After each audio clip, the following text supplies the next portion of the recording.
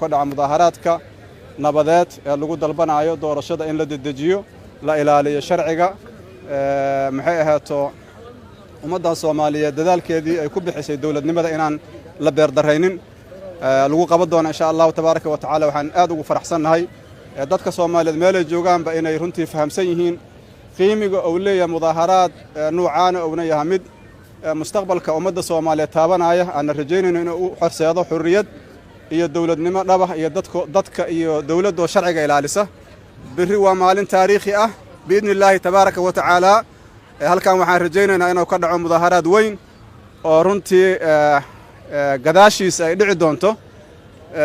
maxay ahaato dimuqraadiyaddii dalkan waqtiga dheer oo safka ugu soo jiray in uu si dhaba u gaaro la ilaaliyo sharcigii la soo celiyo kala dambeyntii ayaan rajaynaynaa marka halkan waxaan rabnaa inaan uga dirno shacabka Soomaaliyeed meel ay joogaan inay ka soo qayb galaan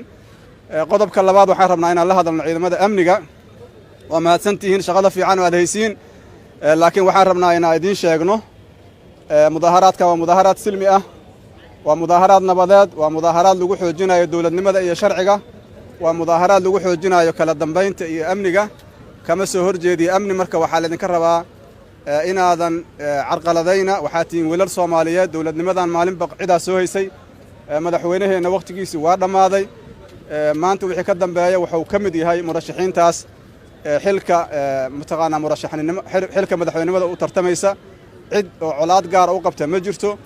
laakiin waxaan rabnaa sharciga inaan wada ilaalino dadka meeshan jooga xilal waaweyn ee xilal yarar waa ka soo tageen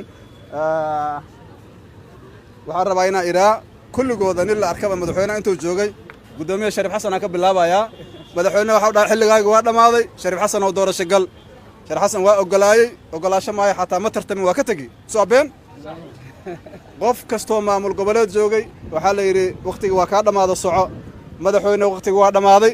waxaan rabnaa doorasho in la aado waxaa la aaminsan yahay doorashada in adiga caqabad ku tahay doorashada ka hor leexo mudaaharaadkan ujeedadiisu waa intaas aad iyo aad u mahadsantiin. Assalaamu calaykum.